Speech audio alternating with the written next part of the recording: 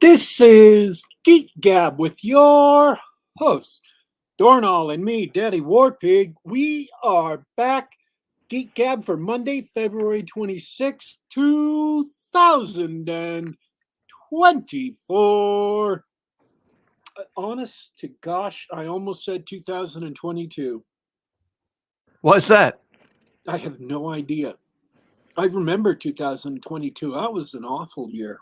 I mean, not that 2024 is going to be a benchmark year for itself, but still, I was like, I do not want to be whisked back in time to 2022.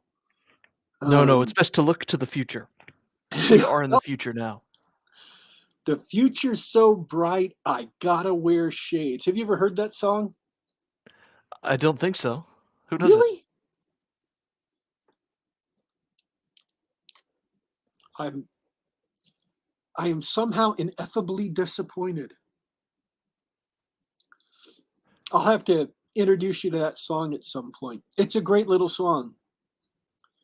Um, it sounds like, the guy says, I'm doing all right, getting good grades. The future's so bright, I got to wear shades. It sounds like it's this upbeat pop song, and it sounds like this guy saying everything's great and the stuff. But what he's really talking about is nuclear explosions.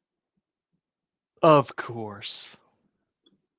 Came out in the 80s, so that shouldn't surprise you. But it's a fun song. Those were the times. I liked it, yeah. So we lost another character this week in D&D. Oh boy. We did. We had a great game this week. Just in case you're wondering, the great success of Terrelopulus campaign continues. We had 9 players last time we talked. This past week we had 7, and you're right. Unfortunately, when the higher level characters are busy training or off doing something, uh, we just can't keep level 1 characters alive. Do you remember what happened?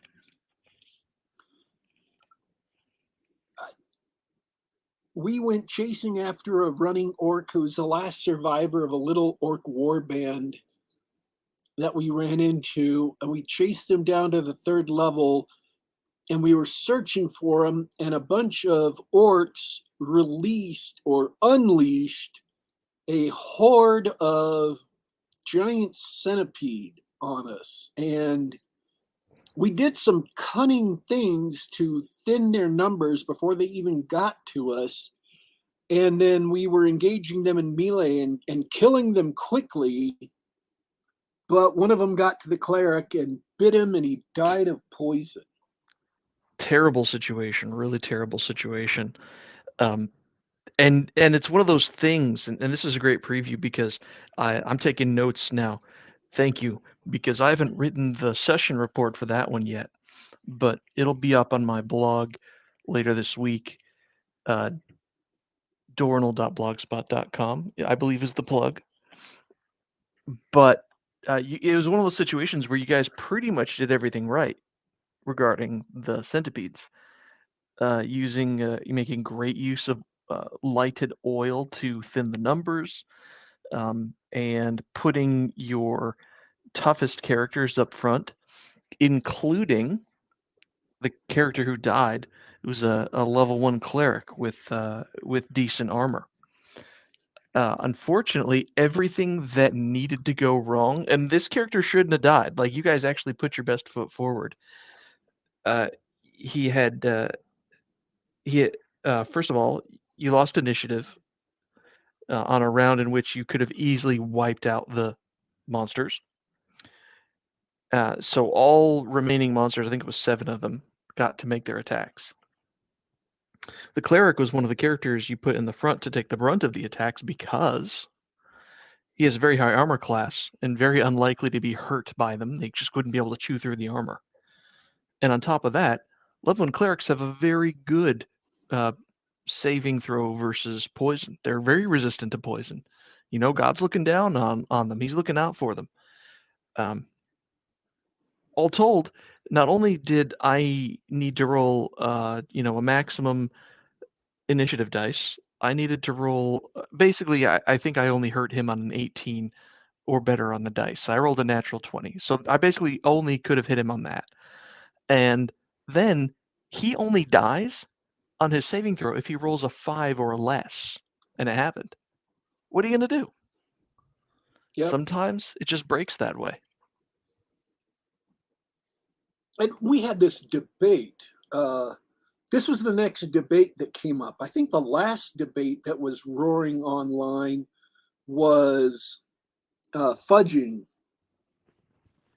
dice rolls. So we've been in the midst of this debate about whether or not you should fudge dice rolls. And the interesting point that came out of this debate that I immediately rushed to write down in the Game Master's session was Gary Gygax. Everybody says it was Gary Gygax saying you should fudge dice rolls, but that's not what he says in the DMG. What he says in the DMG is that as the Game Master, you should be aware of when you don't have to roll the dice, of when you don't have to leave it up to chance just because you think that in this specific instance, it's not necessary to roll the dice.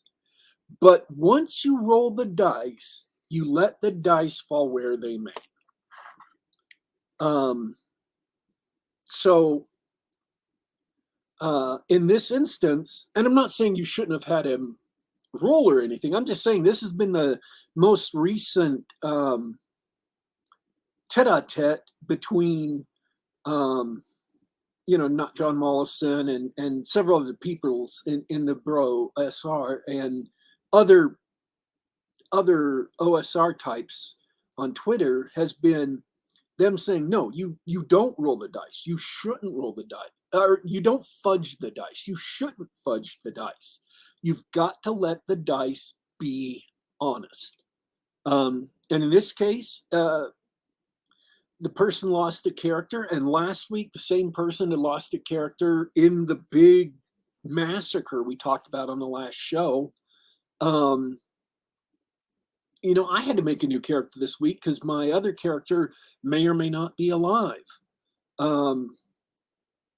So it's just one of those instances where the dice rolls went bad and we didn't get hardly any treasure or hardly any XP. So we're going to have to come back next week and try it all again.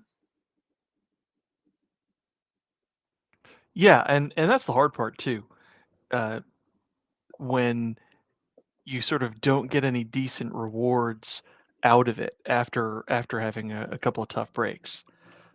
But and we were just talking about that in the back channel about the level of rewards. It's been very feast and famine, in terms of rewards. But when you're feasting and you're playing 1-to-1 time, your characters that hit those big scores, they're busy. They're spending that money, right? And they're not going to be ready to play in the following week. And then so people have to just buck up and play what they're gonna. If you want to play, got to bring someone new.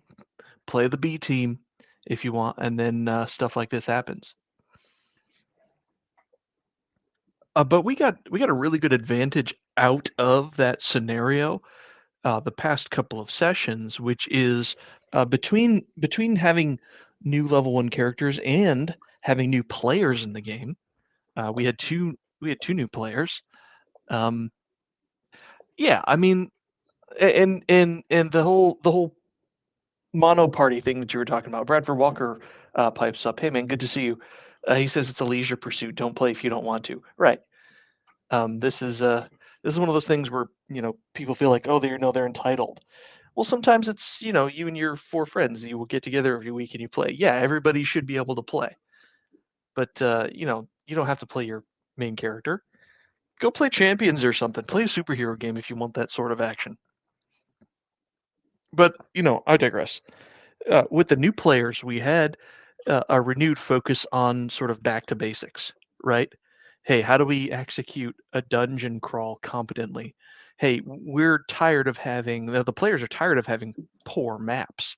They took the time, paid attention to, my description, made sure that they had, uh, using online tools and graph paper to get some decent maps down for themselves, so that they're not, they're kind of half winging it for some of the other sessions, right?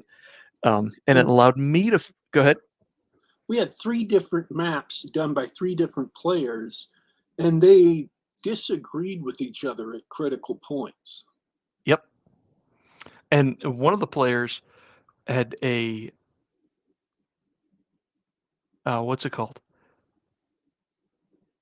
Had a map, but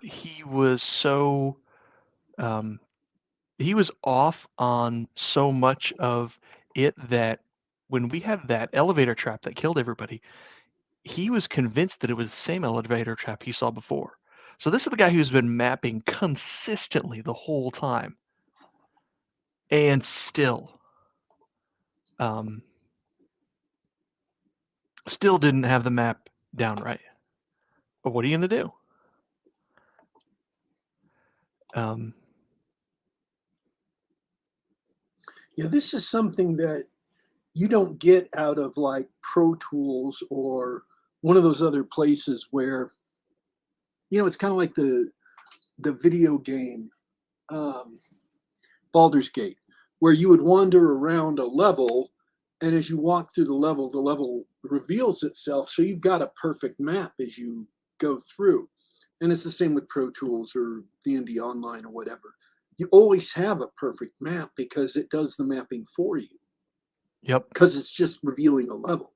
When you're forced to map for yourselves, um, you may not get it completely correct. And that's actually a good thing, because it becomes a challenge that you have to work through. And what I was actually thinking as we were going through this map is, this is when a dwarf would come in really handy. Yeah. There's actually been a couple of times where I double checked the party roster. Hey, do they have a dwarf? Because I could give them information right now. Nope. Nope. It is what it is. And that's sort of one of the beauties of it. I think a lot of players who are spoiled by the, how do I put it? Spoiled by the computer game thing, as you said, or spoiled by, your sort of conventional uh, type of game where a lot of this information, or it's not deemed important, right? There's a lot of players get in this headspace where, doing that sort of management of resources, counting torches, and that's fiddly stuff. I don't want to do that. Let's get to the adventure. Um, but when you take it seriously, and there's a great deal of unknown about the place that you're exploring, it actually creates a kind of excitement and tension and danger. It's genuinely fun, even though sometimes it's a little bit of bookkeeping, right? And I love that. I love that every time everybody puts their heads together, they start talking about the map, and I'm looking down at my, which should be the canonical map, and I go, I'm not sure they like. There's some miscommunication there, and that's a good thing, believe it or not. Maybe it's not good for the players, but you know. That was something else that someone um, made a comment about in one of these discussion threads that passed by my feed. They said, well, I, as a GM, am not going to let my players or make my players suffer through keeping track of ammo or encumbrance or torches. And I just remember, and I don't remember what blog I read it on, but where players took the logistical challenges of doing a dungeon delve and used some of the treasure they had acquired to set up a supply pipeline to the dungeon. And, got a regular set of porters, built storage rooms, basically occupied the first level of the dungeon and turned it into a forward operating base. And so by closely tracking encumbrance, by closely tracking arrow expenditures, by closely tracking food and water and light, it forced the players to be creative. It increases their engagement with the game world. It increases the verisimilitude of the game world.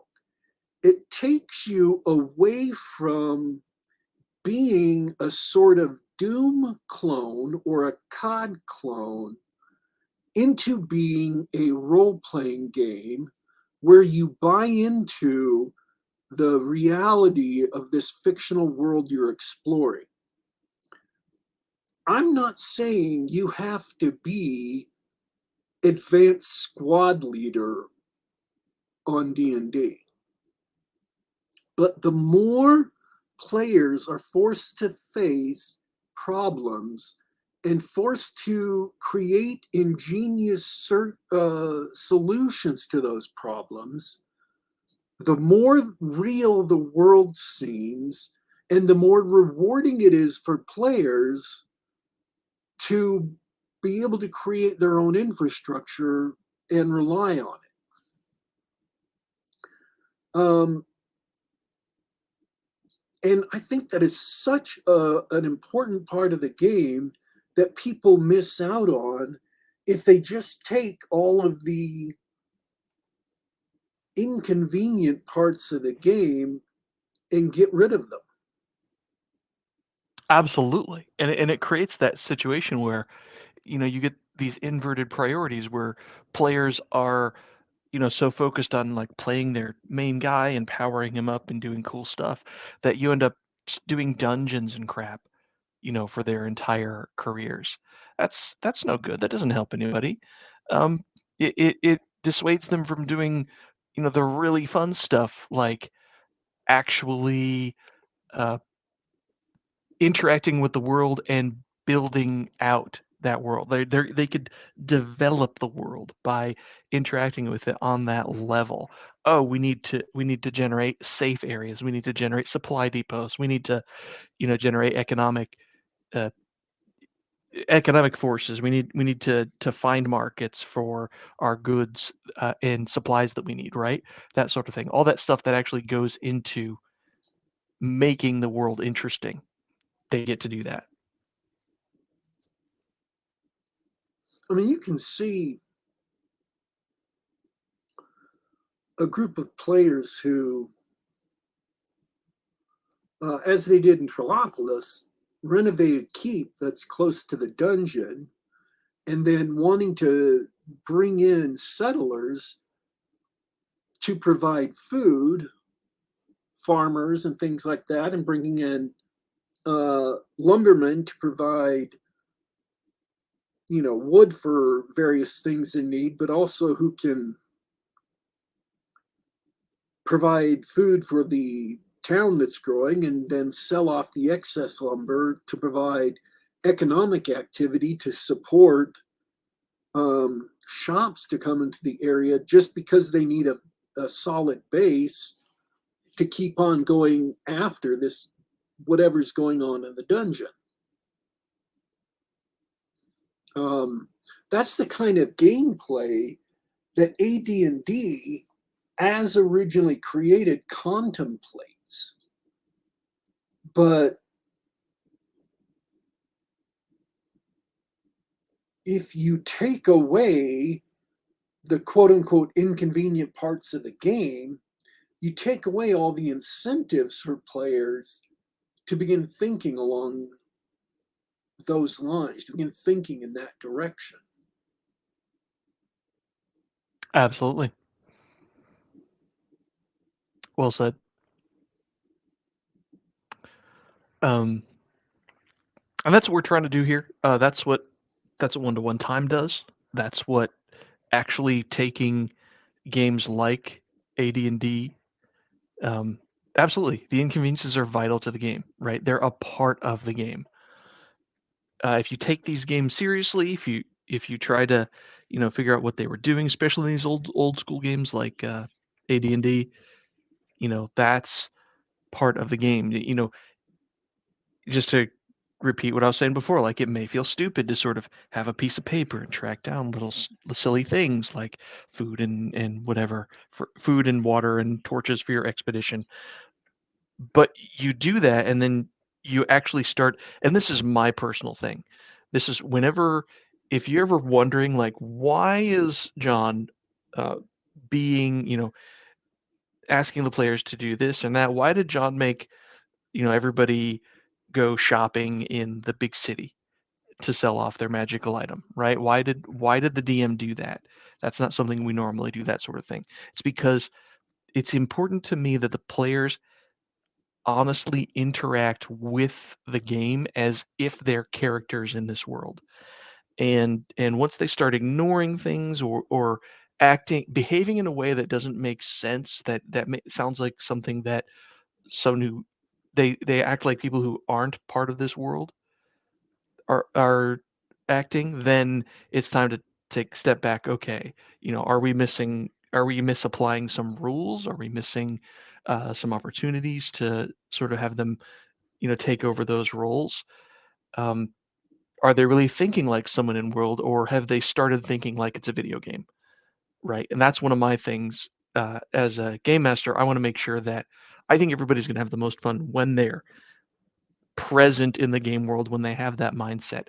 It lets you truly, think about the characters and what you want to accomplish in this world. I and again, we talked about this a couple of weeks ago.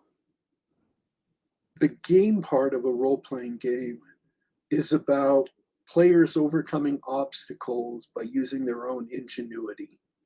Um, and they can't do that if there aren't any obstacles. And by removing all of the annoying things, you're removing all of the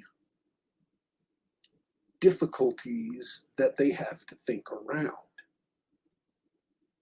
So you're removing the things that make it challenging. You're removing the things that make it a game. Now you can go too far the other way. You can, start adding stupid things like, oh well, we'll make it more challenging by adding all this stuff. There's a balance, but by and large, tracking encumbrance, tracking food and water, those are the kinds of things that are real world, that would happen in the real world, even in AD&D. And those are the kinds of things, therefore, that provide challenges while increasing the verisimilitude or the believability of the world. They make the world feel real. They make the game world feel real. So that's a win-win there. It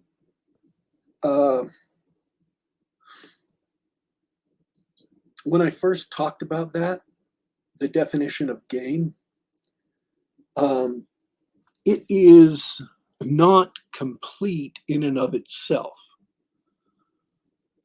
So role-playing games have three parts. There is the role, there's the game, there is the play, and there is the role.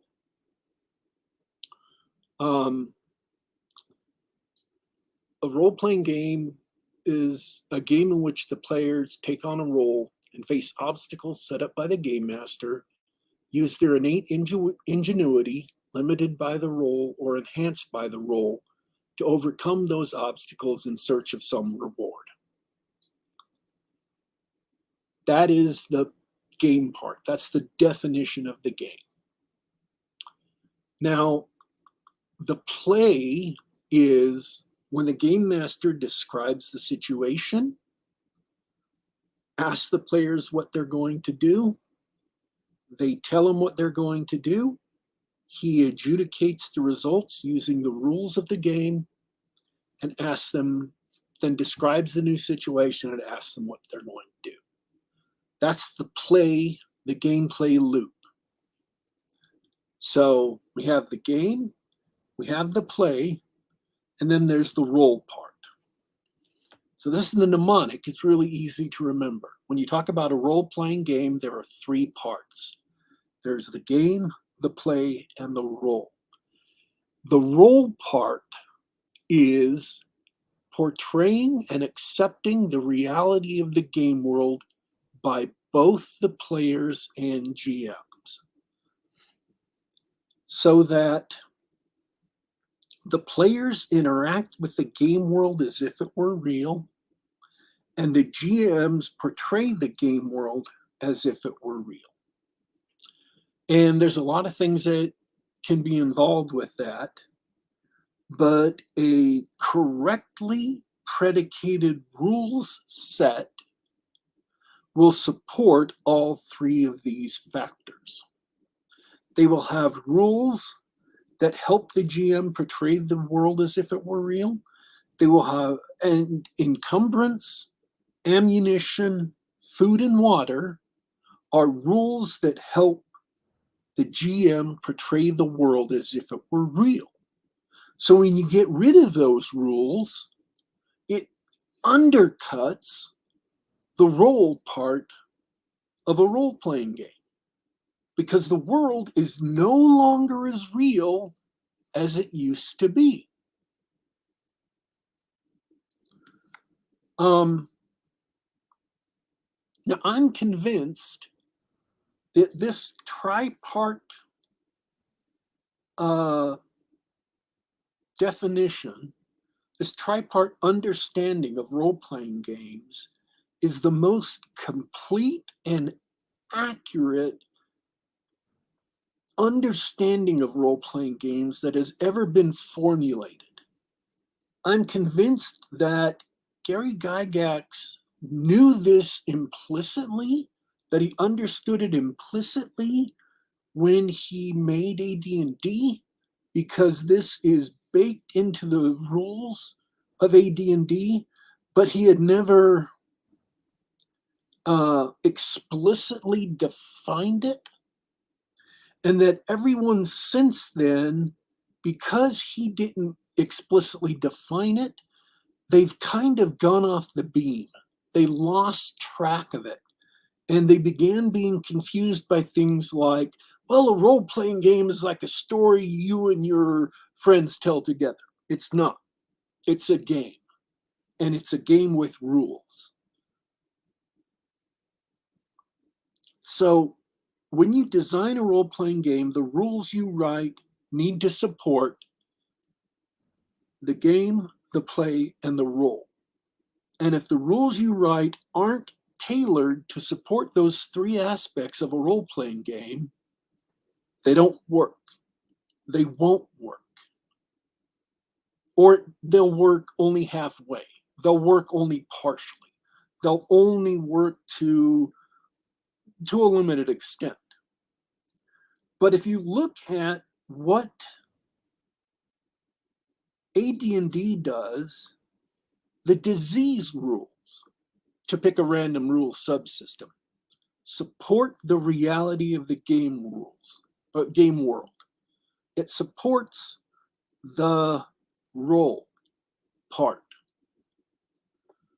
I'm not saying every game needs disease rules like that. But a lot of games have them. Shadowrun has them. Torg has them.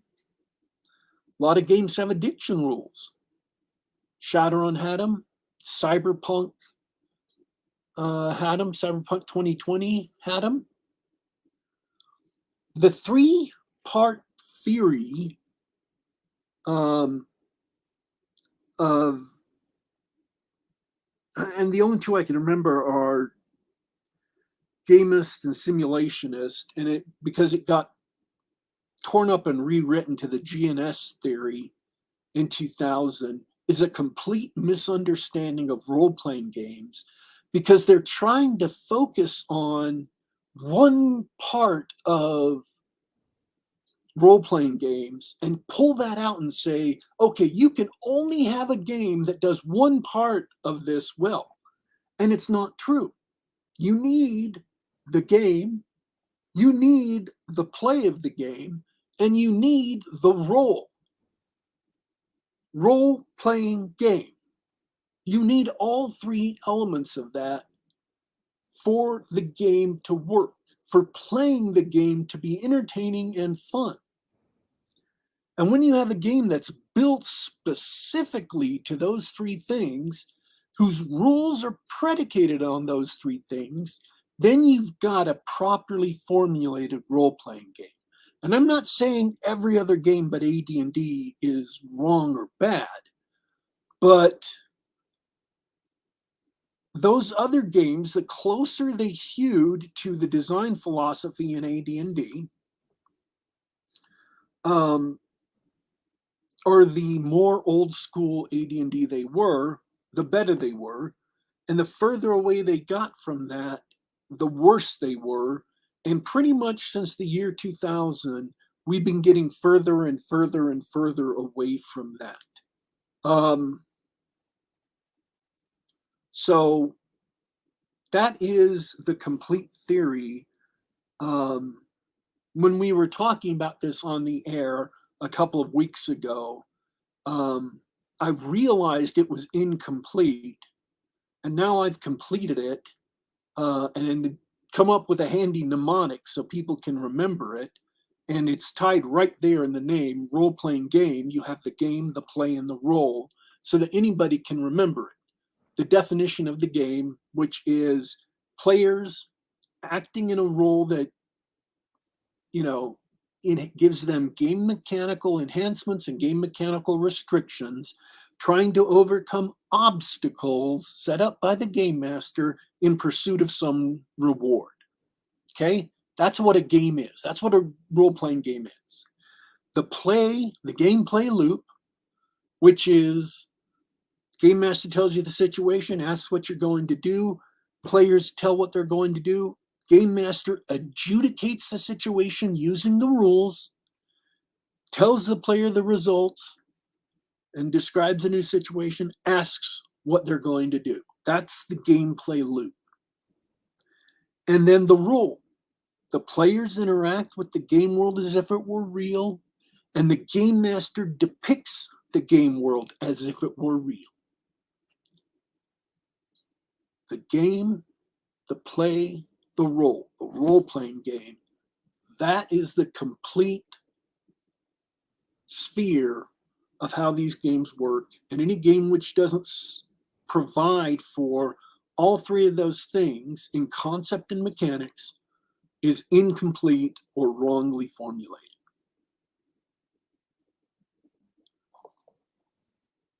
So that's why I can't argue with that. That's why those taking away those aspects of the rules undercuts the game, because they take away from the reality of the world. They remove tools that allow players to interact with the world as if it were real. And you get all the undesired second and third order effects from that. Yep. Well, that's great. Let's leave it at there. Like I said, if you wanna check out what's going on, check out my blog, and DW. Do you have a blog post you want to push, or do we want to talk about movies first? I just want to say one thing, folks. What you've just heard is a revolution in the understanding of role playing games. It's the first explicit definition of role and complete definition of role playing games that has ever been formulated. So there it is. Well done. To talk about some other dumb stuff we did this week. Some good stuff and some dumb stuff. Just real quick to bridge the two things. Finished up True Detective season 3. For some whiplash for everybody listening, season 3, it ended up being sort of like a standard detective story,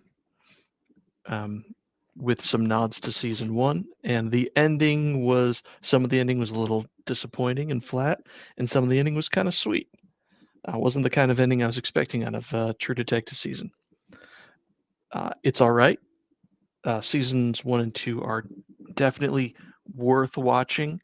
I can't give season 3 so much of a recommendation, but it was pretty good to watch.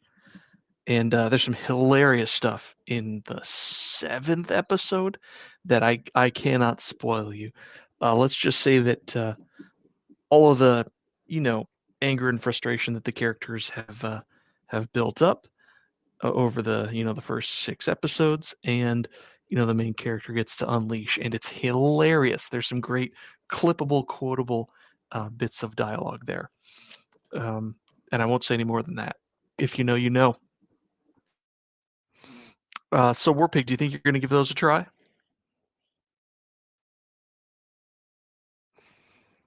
Pretty binge worthy. Oh, did I say binge worthy? Forgive me.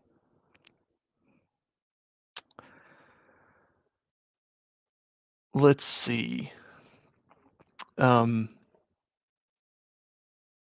you might be talking at the mute, but anyway, I'm going to move on to the dumbest thing I've seen in a long time, and it's a movie from last year called Thanksgiving. And for some reason, I sat down with my wife for movie night. We just wanted to put something silly on, and yeah, there he goes. Warpig has left the building. He revolutionized RPGs, and that's it. Um, we sat down and watched Thanksgiving. It happened to be promoted on one of the streaming services or another, and that's right, Thanksgiving. This is a horror flick, a slasher flick from 2023, just playing on the streaming, being promoted in the middle of February. This can't be a good sign. Well, oh my goodness, I wish Warpig were still here to hear this. I've been told his power went out, so who knows if we'll see him back again before the end of the show. But I tell you what, Thanksgiving is a slasher flick with a sort of I know what you did last summer vibe to it, where in the opening scene, a bunch of teenagers get into a bit of trouble. There's a hilarious uh, murderous rampage at a store on Black Friday, which is held on Thanksgiving night for some reason, for obscure reasons. It's not important. What's important is that the same time next year, a killer is wiping out the teenagers and the other people who were spotted causing trouble at this at this Walmart clone on Thanksgiving, on Black Friday Eve. And that's the setup. That setup's as dumb as it sounds. But I am not kidding you. In between all the absolutely ridiculous setups, there's a competent story that is with a bunch of great, and by great I mean hilarious, gory special effects.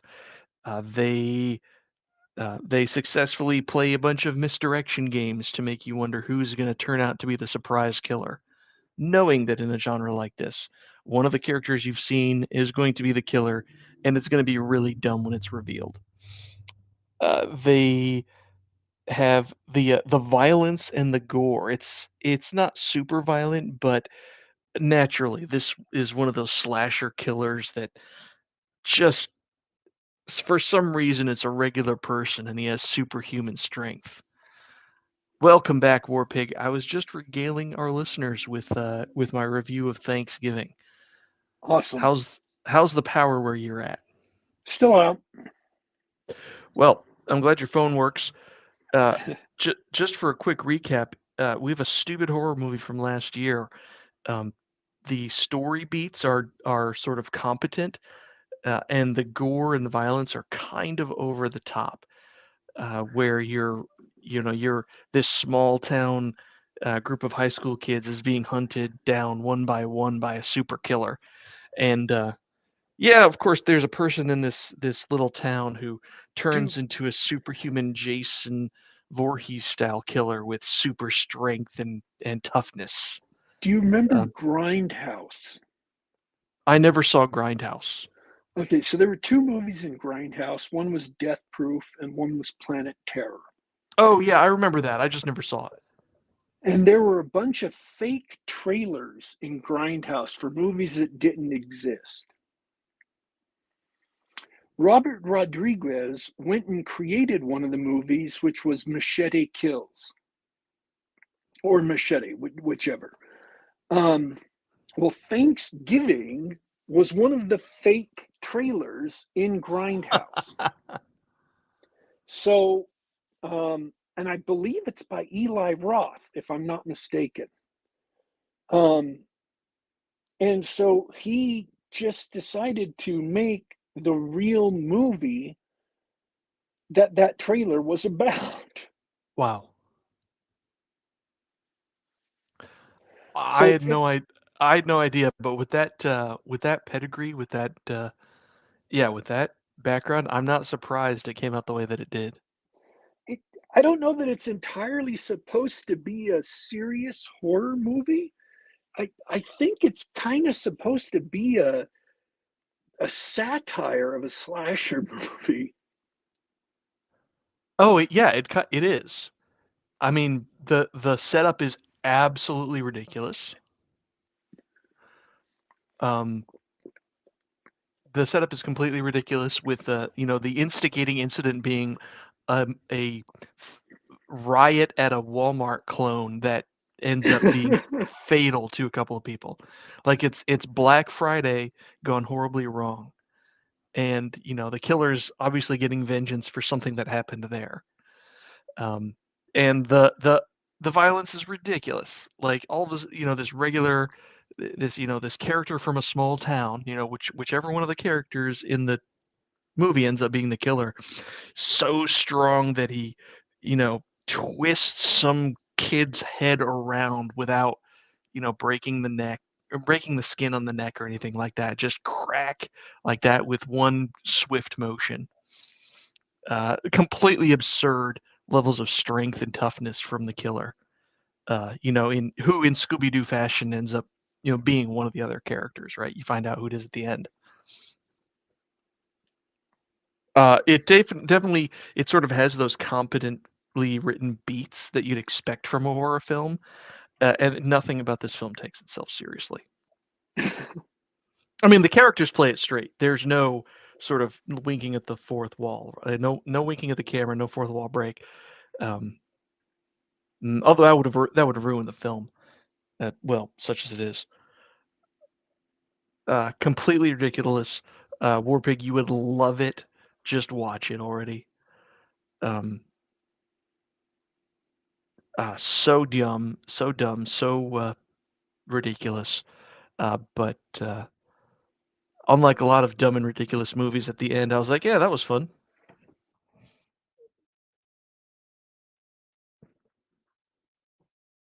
Oh my goodness, so much gore. I don't really have that much else to say about it. You know what you're getting. It is what it says on the tin. All right. I have nothing to add. I haven't seen it, so and actually I haven't seen any movies or books. I haven't seen any movies or TV shows recently. I'm still watching Masters of the Air. It's still a great show. Looking forward to doing a full review of it. I still haven't gotten back to Halo, despite what I said last week. I just people are saying episode 4 gets better. I don't know. I'm not willing to sit through the rest of episode 3 to find out. I just I'm done. I checked out. It wasn't worth it. I have endured too much pain. I get it. I get it. There are a few movies on the horizon that I am looking forward to. And I didn't mean that to be a pun, but I just saw a trailer today for Kevin Costner. Actually, he's been trying to earn his way back into being trusted by working in, prestige projects on television. And finally, someone trusted him enough to give him money to make a new movie. So he made a Western called Horizon: An American Dream. And that's coming out this year. So the teaser trailer they released yesterday looked awful. The trailer looked good. I don't know. But I'm willing to give it a chance. So I'm looking forward to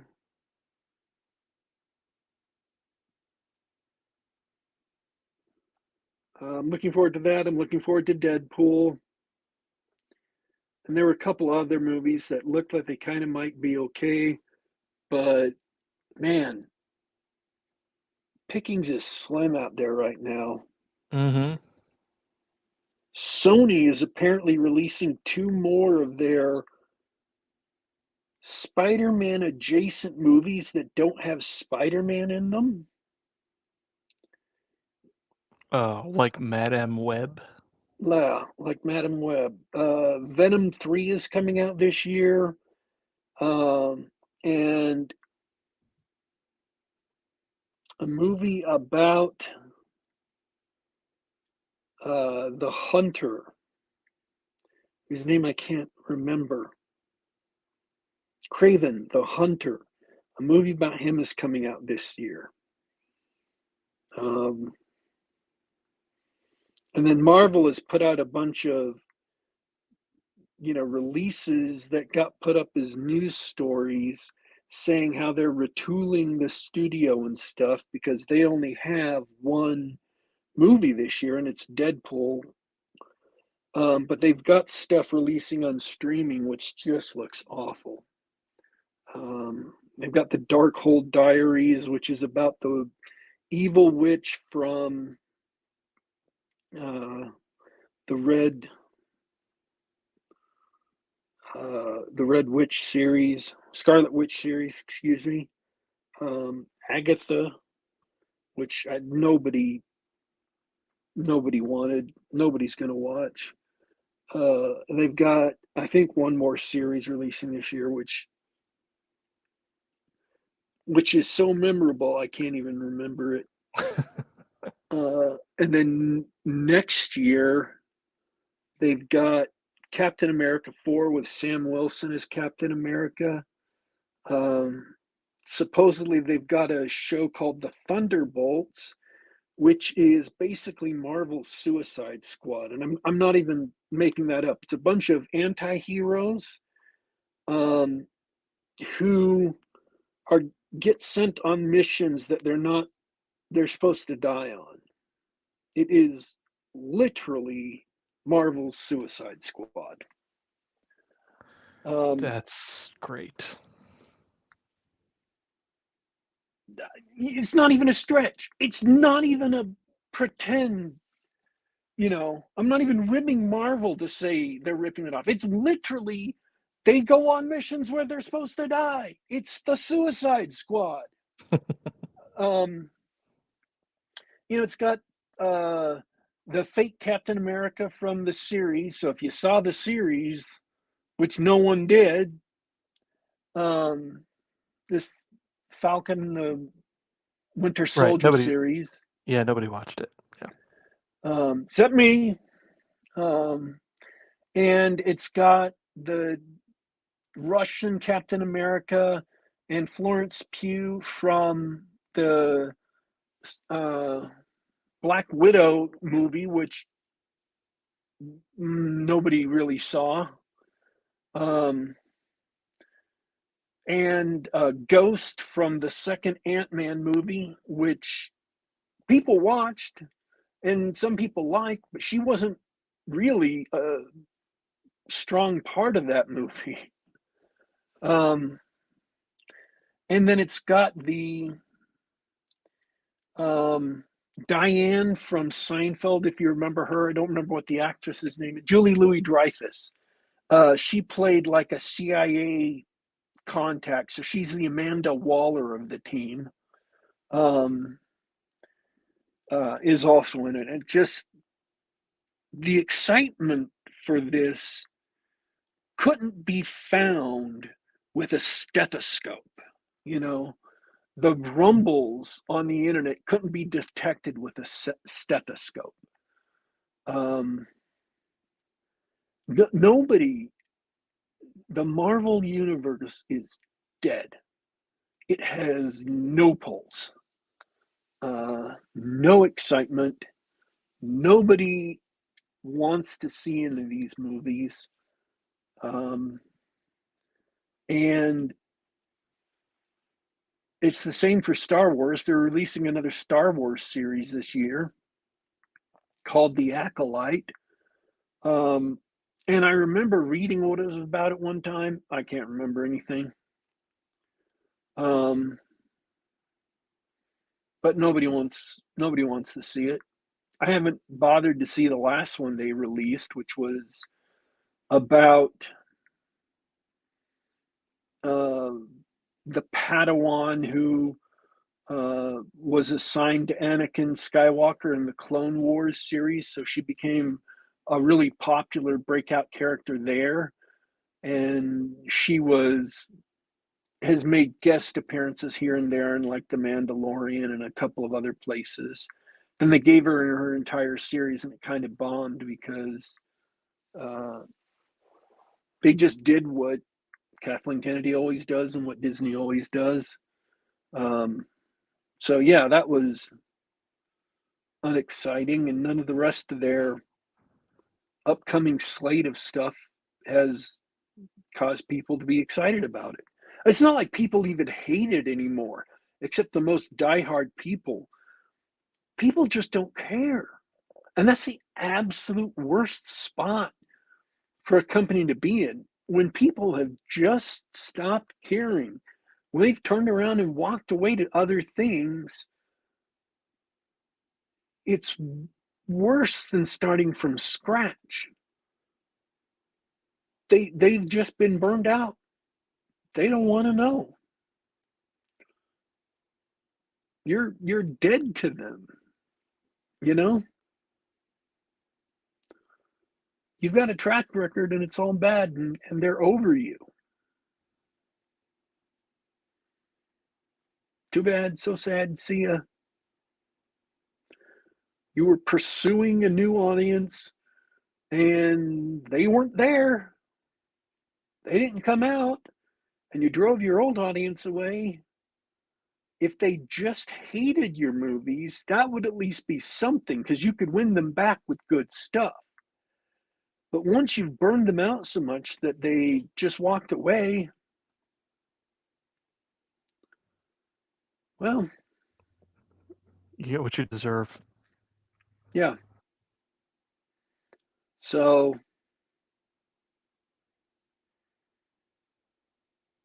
I don't know. It is James Gunn's reboot of the DCU has yet to materialize. I think it's coming out next year. So we'll see if people like that or all. Warner Brothers has been absolutely disastrous with its DCU. I mean, it's had some decent movies, but most of them have been absolutely terrible. Zack Snyder is a phenomenal visual director, but he should never be let near a script. He just should not write a story. He was strongest when other people wrote the story and he was trying to follow it as closely as he could. When Frank Miller wrote the story for 300 in the comic book, and and Zach was trying to follow it. Jack Snyder was trying to follow it as closely as he could, was basically using the comic as storyboard and script for the movie. He made phenomenal stuff. Same with Watchmen. But when he started doing his own original stories, things just came apart. Which is why the only good part of Sucker Punch were the 4 fights, because they were all visual and no story. All action, no story. That was the only good part of that movie. And those 4 fights are absolutely incredible. Some of the best high concept fights put to film. But his ability to tell a story or to write a story, he's just not a writer. In Rebel Moon, he wrote that story and it was awful, the story. Again, some of the fights in there were just amazing, just fabulous, but the story was soporific. And it's sad because he wasted a lot of great talent and great imagery uh, on a really mediocre story. It's a shame. So we are in a vast, and I know we discussed this either last week or I think it was last week, where we compared 1986 theater to modern theater.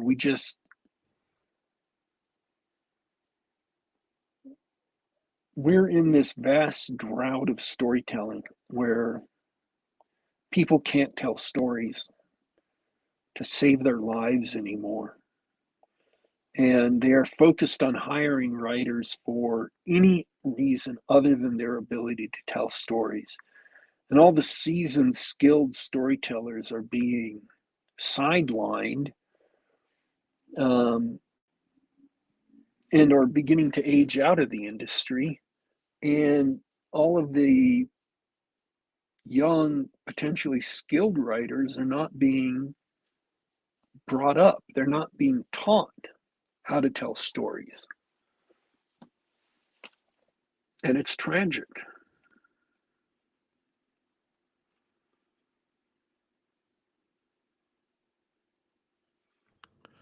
But Masters of the Air is good. I've enjoyed that.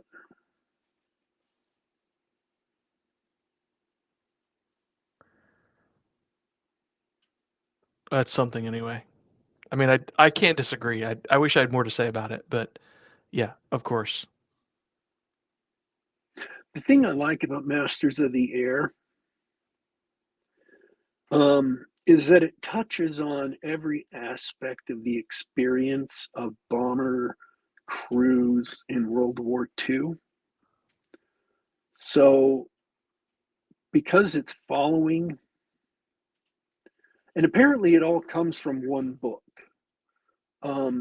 One of the things that sunk Pacific is that it was based on two different books that were kind of spliced together, and it felt like it. It was really disjointed.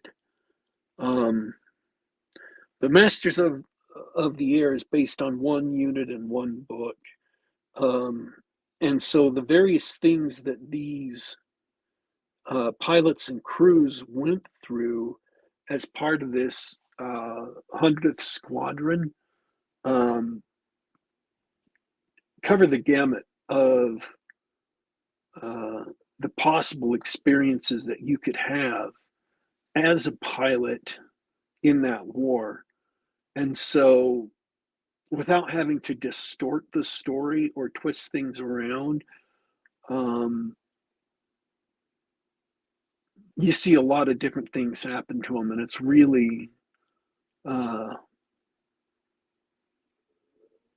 there's enough variety in the events to keep the story moving and to you know kind of obviously they've had to fictionalize some things and combine characters and whatnot. They had to do that with Band of Brothers too, but it was believable enough. I mean, it may not have been the literal truth, but it was honest. If you can see the difference there, what I'm saying. Yeah, I get it. Um, it was honest to the experience. Um, and man, I get that infantrymen were stuck down in the dirt and were freezing. Um,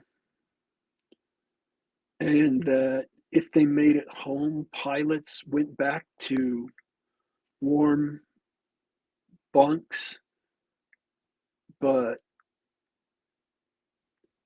air crews in those flying fortresses, flying daylight missions over Germany, um, they did not have it easy. It was absolutely not any easier for them than it was for people on the ground. Um, and maybe I'll talk about this more in my full review of it. I grew up in a town called Schweinfurt in Germany, and it's a ball bearing uh, manufacturing town and was during World War II. Uh, and the town is just filled with these parks um, all over the place, these beautiful parks. And they're called rubble parks because the entire town was flattened by the end of the war, just utterly destroyed. And so what they did was they had bulldozers just take all the rubble of the town and scoop them into massive piles and then put dirt and grass and trees on top of them.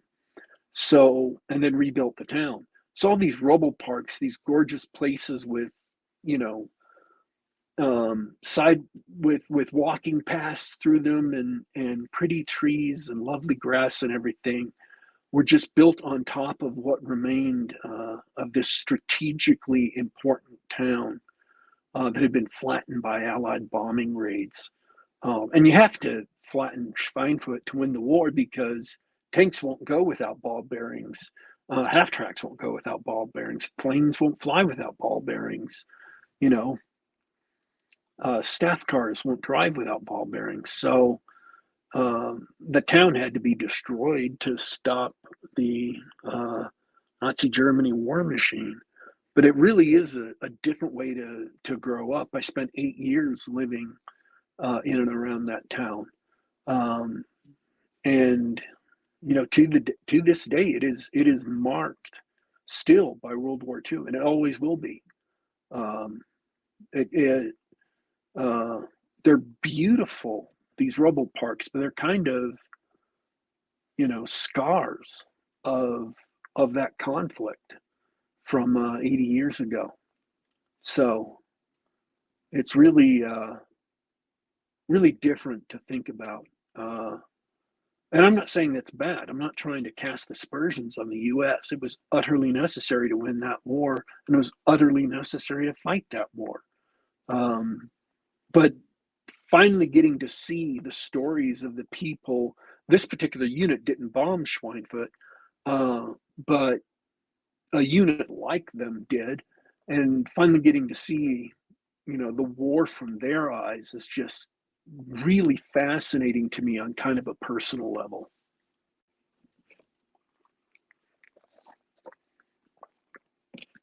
So, yeah, I'm enjoying the show. Well, it's actually a really good story. And I don't have anything to add. I do love a good war story, but that whole Band of Brothers phenomenon missed me by. I guess we should wrap up War Pig, but we want to wrap up with some amazing announcements. Yes. What have you got going on for us? The blog is live, and it is at geek-gab.com. Our Patreon and Subscribestar are both live right now. And right now they both only have one donation level apiece. That's $5 a month for people who want to support the show. The links are in the description, but they're at subscribestar/geek-gab or subscribestar.com, patreon.com/geekgab. And again, links to the blog and both of those are in the notes below. We are considering setting up a Discord for the show, but that is down the road. And if you have any suggestions for perks that you might like to see added to a higher donation tier, please let us know, and we will see about adding those. But I did not want to debut the Subscribestar or the Patreon until we had something extra to offer. And now that the blog is live and we're putting up regular posts on it, we have something extra to offer. We have expanded the show, and things are going well. We've got a lot of great posts up on there and have for a couple weeks now. And we really ask you to go to either of those sites and help support the show. I love it. I love it. I'm looking forward to see what else comes out of it. I love that we finally have that option for you guys, and you've been pretty consistently putting out blog posts, and I want to see that take off. Great announcement. I don't have anything to add. Daddy Warpig, I think I'm going to call it a night. Thanks so much for hanging out live chat. And I hope everybody listening later checks out. First of all, call your friends, set up a D&D night, play some D&D. Watch Thanksgiving if you want a stupid popcorn movie. And do check out the blog. Do check out the Patreon and Subscribestar. Really cool stuff. Warpig, and thanks for, as always, being amazing. All right, folks. I want to thank everybody who tuned in live and jumped in our chat. And I want to thank everybody who will tune in later. You can get us on Google Play Store, on the iTunes Store, or on SoundCloud.com. Just do a search for Geek Gab. We are here on YouTube.com/Geek Gab every week at 10 p.m. Eastern, 7 p.m. Pacific. And we are also archived on YouTube, so you can check out any of our great and glorious shows here on Geek Gab. We are Signing out for today. Don't forget to subscribe and click the bell icon to be notified when we go live. And click like. We are signing out for today, folks. But don't you worry. Don't you fret. We will be back.